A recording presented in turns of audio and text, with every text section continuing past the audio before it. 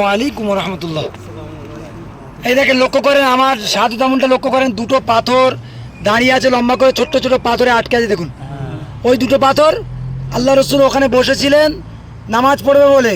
এই উম্মে জামিলা ঠিক এই জায়গাটা কাটা দিত, আল্লাহ রসুল যেতেন, তারপরে হয়নি, ওখান থেকে গিয়ে আবার পাথরটাকে ছুঁড়েছিল ওপর থেকে। ওই দুটো পাথর ঝুলায় দেখুন, ছোট্ট ছোট দুটো পাথর আটকে আছে, দেখতে পাচ্ছ, লম্বা হয়ে দাঁড়িয়ে আছে। দেখুন এই দেখেন, এই দুটো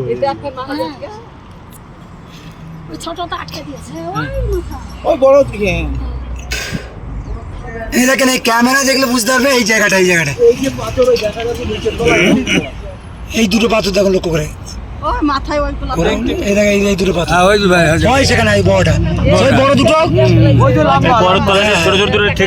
ঠেক দিয়ে আছে, ওই দুটো পাথরই ঠেক দিয়ে আটকে রেখে দিয়েছে। আজ থেকে 1500 বছর আগে ওইভাবে আটকে রয়ে গেছে।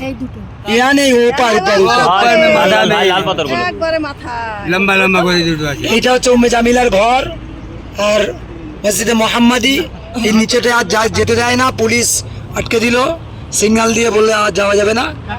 তাই বুঝতে হবে, পেয়ারা হাবিব ওখানে চাতাল একটা আছে, ওই চাতালে বসে থাকতেন। মারার জন্যে ওই পাথরটা ছুঁড়েছিল, মারার জন্য পাথরটা ছুঁড়েছিল। সে পাথর এখনো পর্যন্ত আল্লাহর হুকুমে আটকে গিয়েছিল।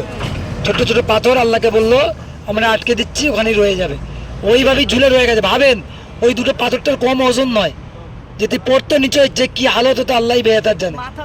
যে আল্লাহ যাকে হেফাজত করে ওইভাবেই হেফাজত করে।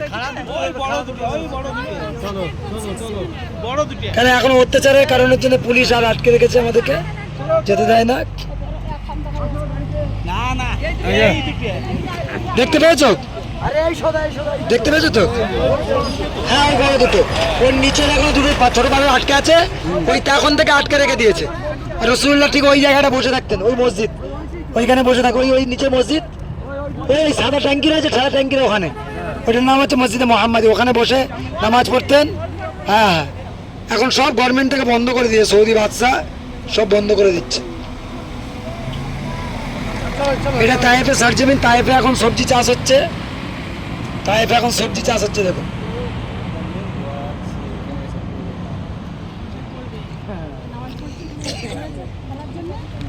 চলো চলে আসেন।